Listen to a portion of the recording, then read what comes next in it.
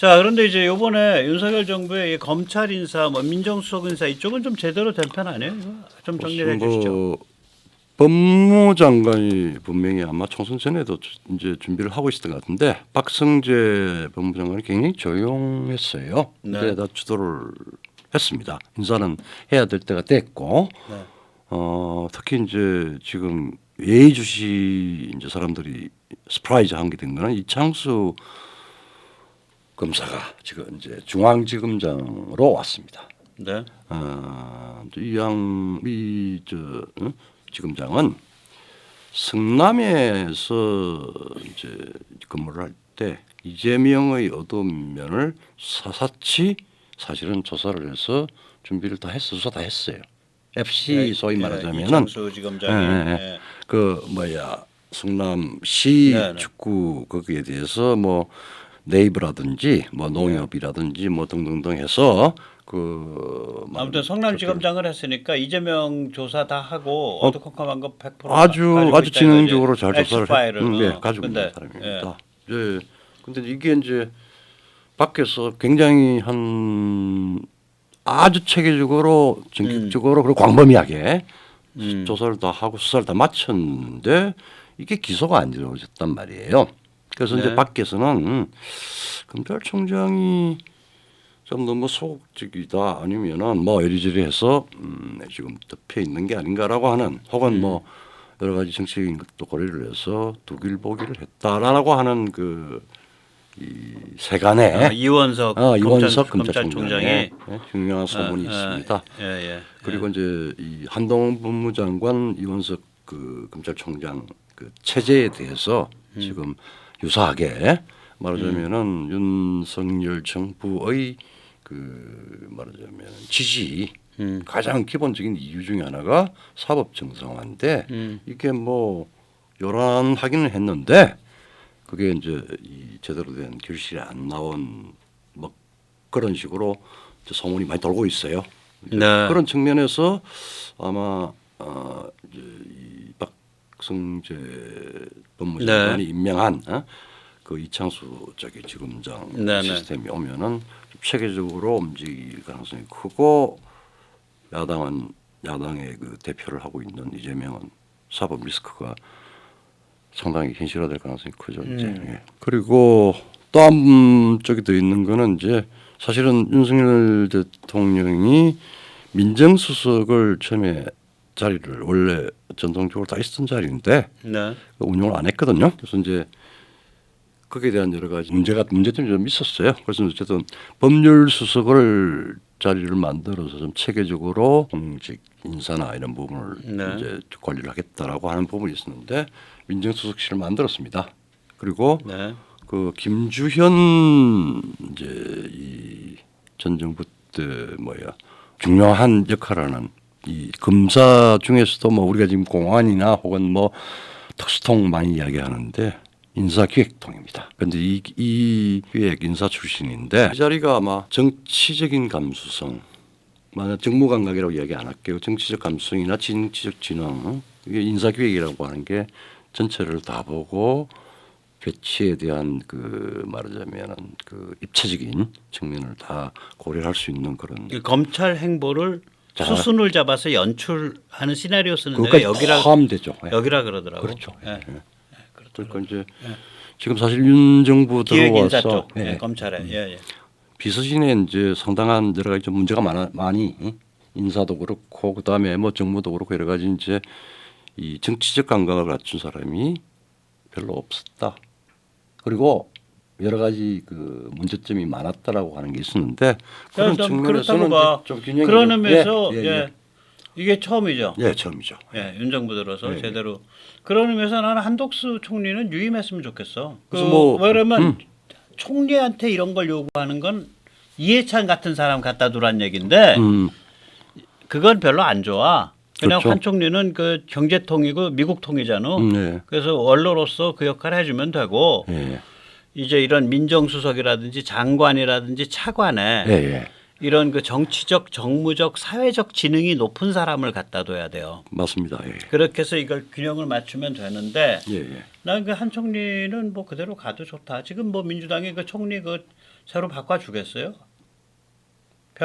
뭐 저기 10대조까지 기어 올라가서 10대조 할아버지가 일본에 가서 도자기 사왔다 친일파의 후손이다 뭐 그럴 텐데. 그러니까 지금 이제 총리 선거 관련해서는 좀 하잖아요. 예. 그래서 나도 뭔가 그런 방향으로 기우는 예. 게 아닌가. 네. 저도 뭐 개인적으로도 김주현 인사 담당을 민정수석 둔 거에 대해서는 김주현 그 검사를 아는 사람들은 뭐 다 좋은 인사다 이렇게 얘기하던데. 내 네, 주변에선. 근데 네. 이제 상당히 그 아마 야권에서는 상당히 오싹할 겁니다. 에피소드가 있죠. 그렇죠. 이 사람이 이제 윤석열 대통령을 여주로 저기 쫓았죠. 사방 좌천시킨 자천시킨. 장본인이라며. 네, 그러니까 어. 댓글 수사할 때 이제 저 윤석열 저기 그때 검사가 담당을 하고 있었는데 하도 세게 하니까 김주현 아니 그게 네. 그게 아니지. 그게 최동욱이 사건 아니야. 그렇죠. 예? 근데 윤석열은 추우니까 최동욱 라인을 탔잖아. 그렇죠. 이제 제가 이제 숨은 얘기 좀 숨은 합시다. 얘기를 할게요. 내가 세상에 검찰총장을 갖다가 모가지 떼라고 박근혜 정부 때에 그 한 20일 동안 24시간 길거리 농성을 주도한 놈 아니요. 맞다 그랬다. 그게 왜 그래? 한 달쯤 했을 거야. 그게 왜 그러냐면 나 그래서 처음에 윤석열도 이게 퀘스천 마크를 했다고. 내 윤석열한테 제일 의심이 들었던 게 그 부분이었어. 최동욱과 관계가 뭐냐 도대체. 근데 최동욱이 그러니까 이제 혼외자 이야기 또 나왔대. 그 이제 이 스토리를 아셔야 돼. 검찰이 반미적 행위에 불을 질러 버리면요. 네. 원자폭탄 터져요. 그렇죠. 그게 뭐냐면 그 유재만 검사가 맞아. 효순 미선 때 불 질렀잖아. 그렇죠. 그래서 그게 2002년이에요. 2년 2002년인데 그 2002년 봄인가에 유재만이 민정수석실에 있던 비서관이었거든. 예. 그 사람을 검찰 사과로 보냈다고. 근데 대검찰청장 사과가 해외 담당이야. 그래가지고 유재만이 거기 가서 그때 한 짓이 뭐냐면 효순 미선 사건에 대해서 미국한테 재판권 이양을 신청을 했어요. 그걸 한국으로 가져와라. 가져와라 그거지. 그러면 저같이 좀 이렇게 뭘 좀 그런 쪽에 좀 아는 사람은 야, 그 검찰이 이상한 거 신청했는데 이렇게 생각을 하잖아. 그렇죠. 그러면서 난 그때 기억해. 그 7월인가 6월인가 아니 5월인가 6월쯤에 신청을 했어. 내가 보고 야 이거 반미 시위 불질르는구나 그랬어. 왜냐면 미국은 그걸 줄 수가 없어요. 재판권 그 작전 중사고기 때문에 그런 식으로 하면 아프간에서 부족들이 다 나서서 저기 재판권 달라 그래. 그렇죠. 예. 논리적으로. 그렇죠. 예. 그러니까 협정에 따라서 소파 협정에 따라서 그걸 줄 수가 없다고 소파 협정 원칙대로 그냥 미국이 가져가는 거라고요. 네. 그러니까 그때 원래 효순미선 그 시위가 그렇게 심하지 않았어요.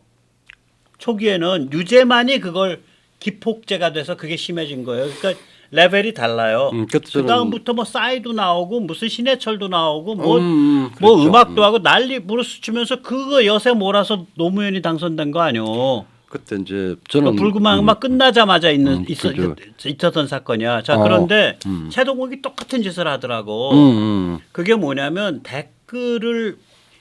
댓글에 이것이 좀 의심스럽다라고 생각하는 댓글에 접속 IP 주소를 달라라고 트위터와 페이스북에 신청하겠다는 거야.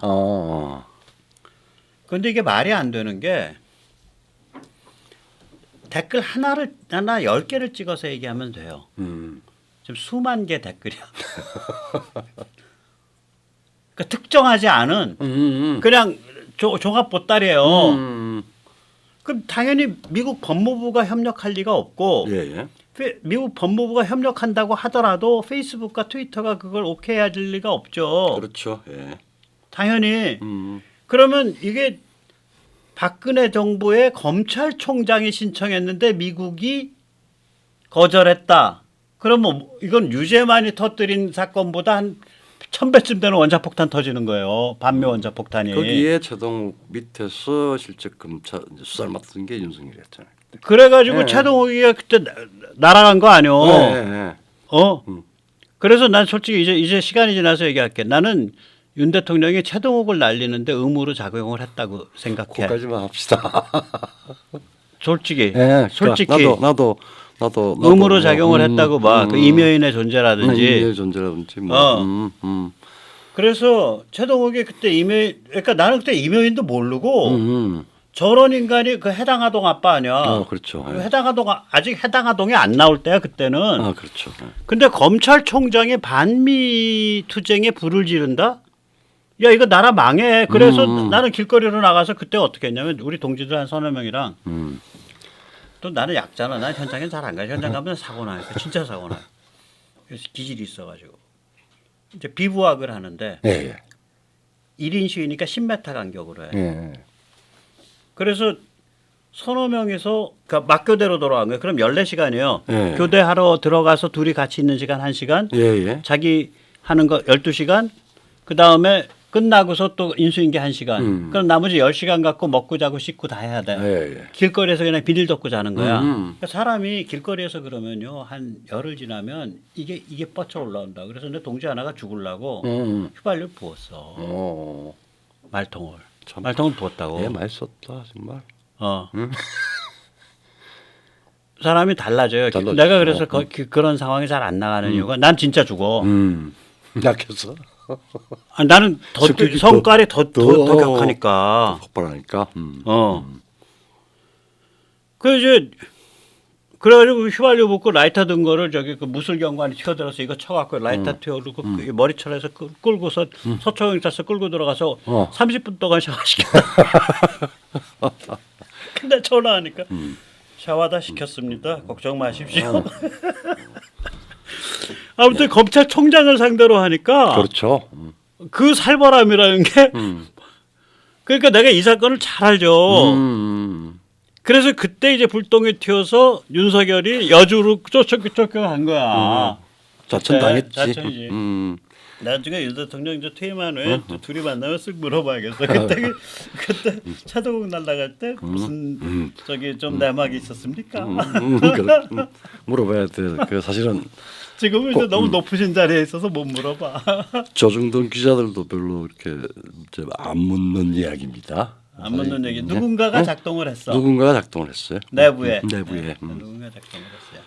자, 그러면은 국힘도 뭐 어쨌든 여러 가지 어려운 상황에서 진영이 좀 짜였고 검찰 그다음에 용산의 민정 진영이 짜였고 자 이렇게 보면은 야당도 뭐 지금 뭐 개헌을 한다 탄핵을 한다 뭐 온 난리를 치고 있는데 좀 어서서 하겠는데요.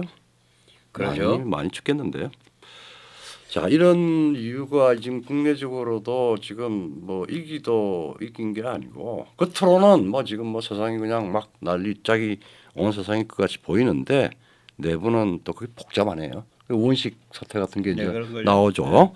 자 이런 차원이 우리가 지금 우리 내부에 여야 하려고 몸부림치고 있는 거야. 주사든 뭐 친북이든 친중이든. 그러니까 지금 저 사실은 이런 공학적으로 보이지만 사실은 아주 무서운 생존 투쟁이 지금 벌어지고 있다. 살려고 몸부림치는 거지.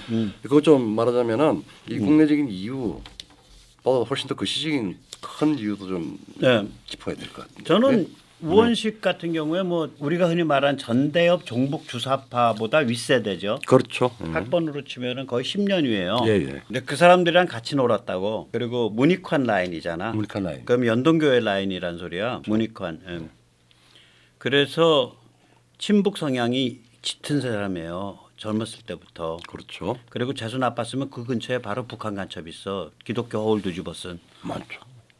그때 그랬다니까. 그때 그랬죠. 왜 그러냐면 우리끼리 뭐라 그랬냐면 야 너 죽기 싫으면 하나님 백 너 하나 차고 다녀야겠다 그랬다고. 그러니까.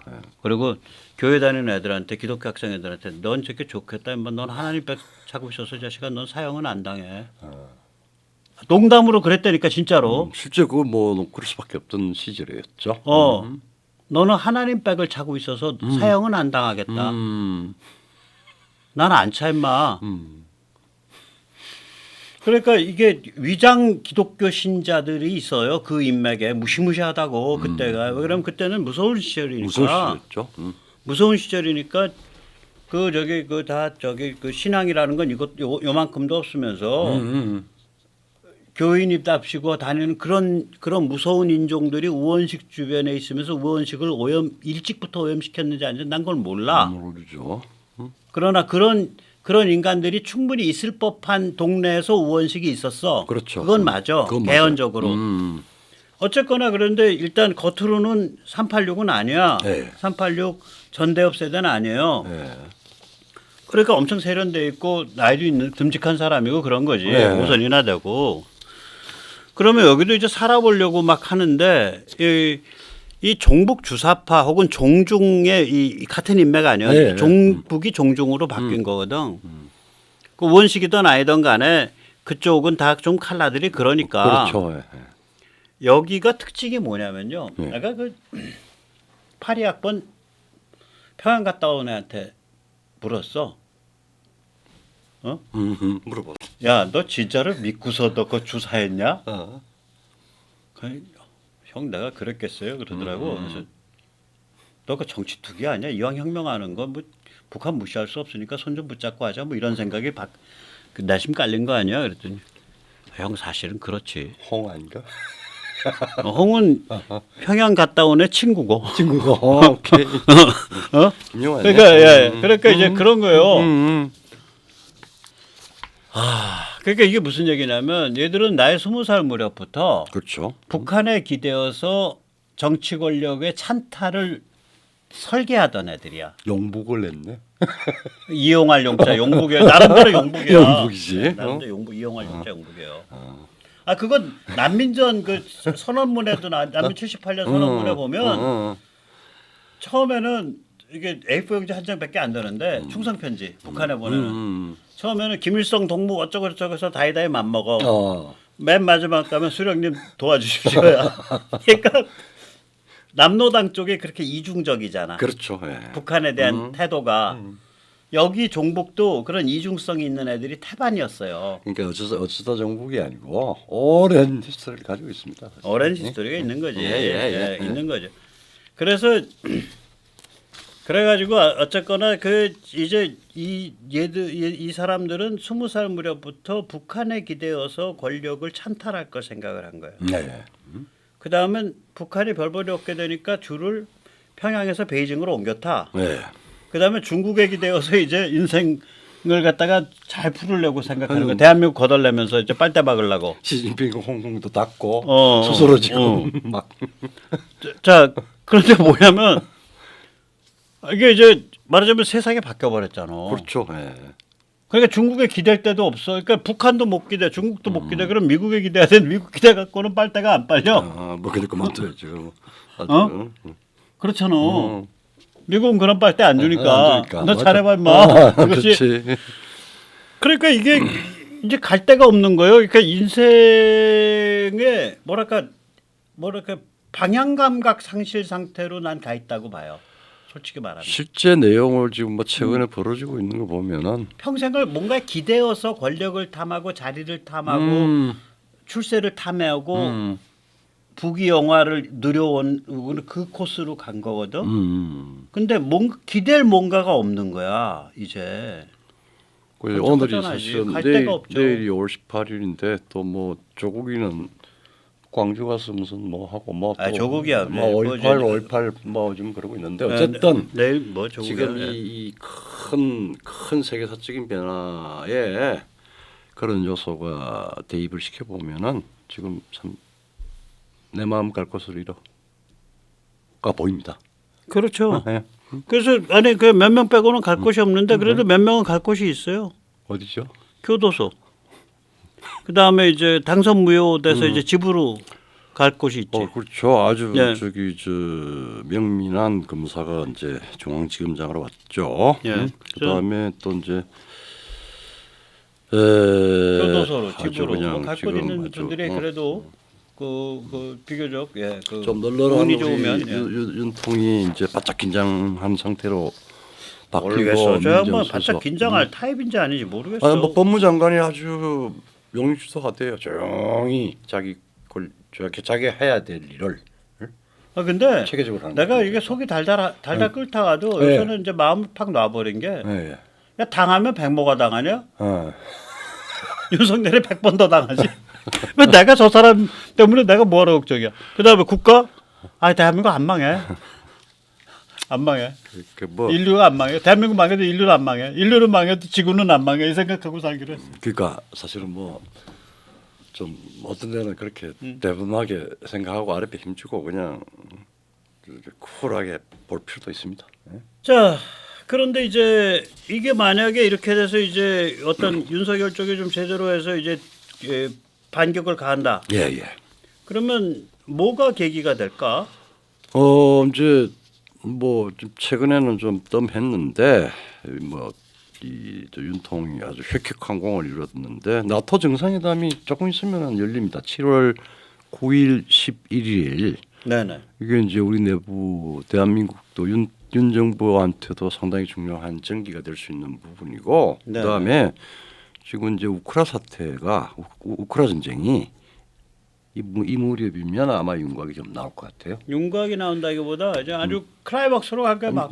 자 그래 되고 되면은 이 국내 문제도 지금 뭐 이제 전열 진영 정비가 되고 한다 그러더라도 그것이 이제 효과가 나오는 게 가시적으로 나오는 거는 한두 달 걸리죠. 뭐든지 그런데 보면은 딱 7월 전당대회 뭐 등등 그다음에 9월 또 이제 검찰총장 저기 신임 검찰총장.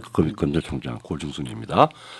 자 그래 되면은 이제 아주 가을에 멋진 저기 여름에서 초가을. 초가을 여름에서 어? 초가을 한 3개월. 7월에서 9월 말까지. 네, 말까지 7, 8, 9. 거기 여름이네, 그동안에 여름.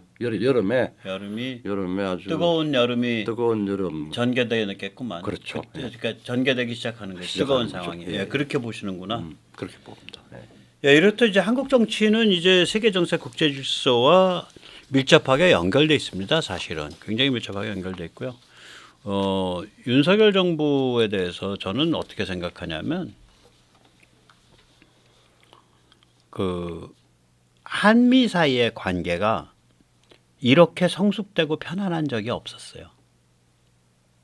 처음이죠, 정말. 네, 그러니까 우남은 나라는 정말 초라하기 짝이 없는데 국민은 지악스럽게 뜨겁고 그렇죠. 그 상황에서 어떻게든 나라를 만들어 갖고 미국과 계속 마찰을 일으키면서 버틴 사람이고 마찰을 일으키면서 네, 그랬죠. 미국을 끌었죠. 네. 네. 끌었죠. 네.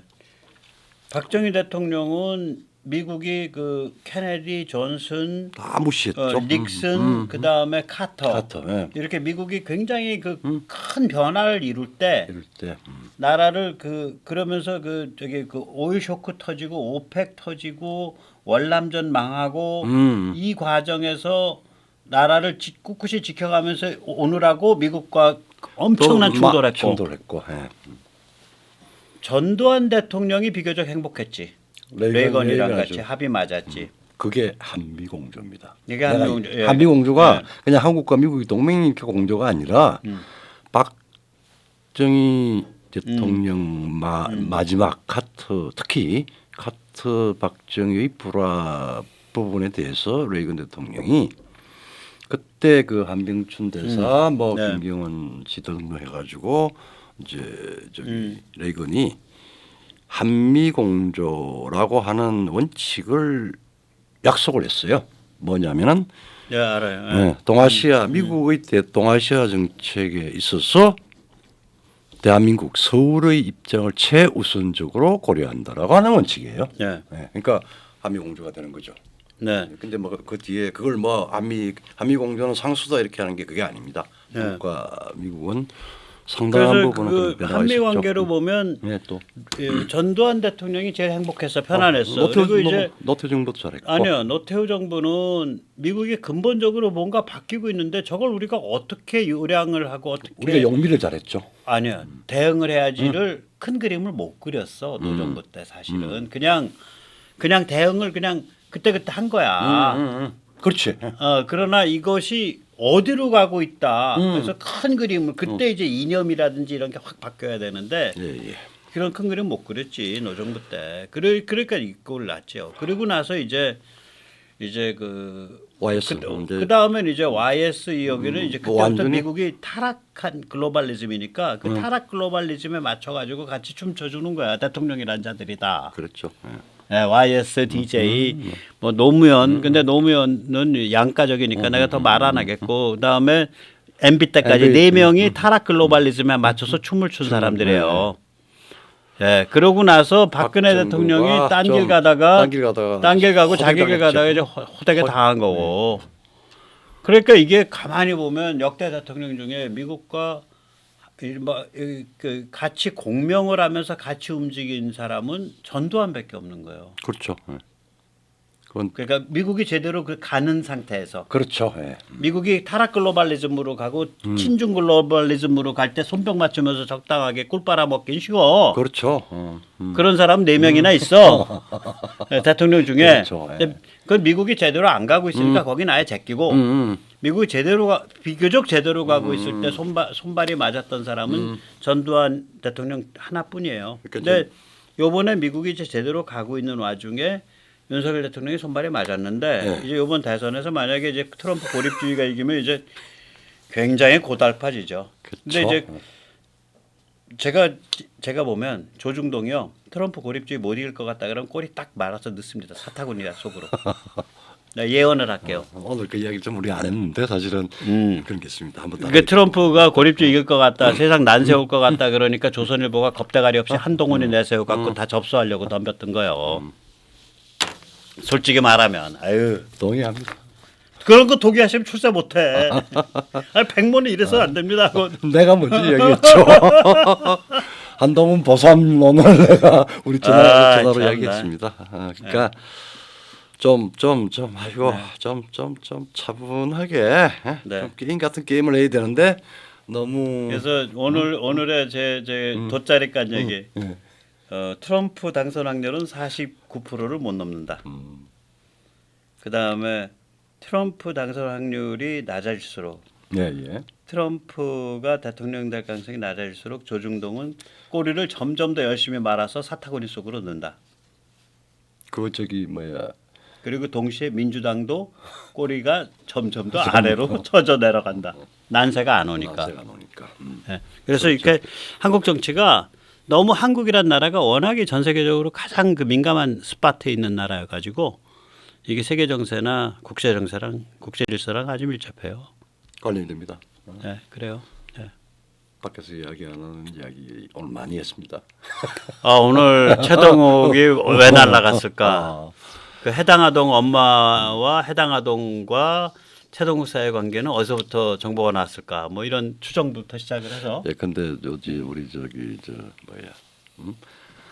한오경 같으면은 한겨레 오마이동이야. 민정수석이 윤석열 검사를 하방 좌천시켰다 이런 이야기들을 막 해야 될 법한데 조용하잖아요. 샷다마우스 하고 있죠. 그러니까 네. 뭔가 기분이 싸한 거야. 싸한 거예요. 네, 기분이 싸한 거예요. 예. 자 오늘까지 모실까요? 예. 아니 아까부터 나보고 선배 무원식이 나 선배라 나 그런 선 76학번이라고 하는 말을 잘못했어요. 76학번 그렇지. 우리는 선배라 그러면 우리는 절대 충성하기 때문에 선배를 안 모셔. 학번사 그래서 내 입에서 선배자의 시옷자 들은 사람은요 일생일대 영광으로 알아야 돼. 아니, 서로 언어가 다른 거예요. 화 잘 냈어. 네. 자 여기까지 모시겠습니다. 아유 네. 감사합니다.